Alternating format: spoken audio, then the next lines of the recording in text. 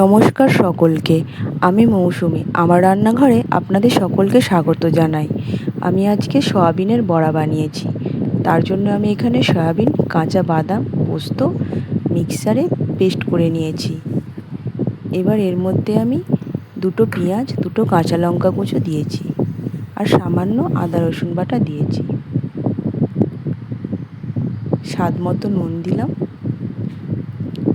আর সামান্য চিনি দিয়েছি। এর মধ্যে আমি সামান্য চালের গুঁড়ো আর সামান্য বেসন দিয়েছি। এবার এই সমস্ত উপকরণকে আমি ভালো করে মিশিয়ে নেব।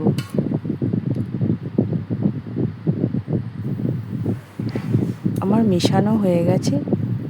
এবার আমি হাতে এইভাবে একটি শেপ দিয়ে নেব। এর মধ্যে কড়াইয়ের মধ্যে তেল গরম হয়ে গেছে।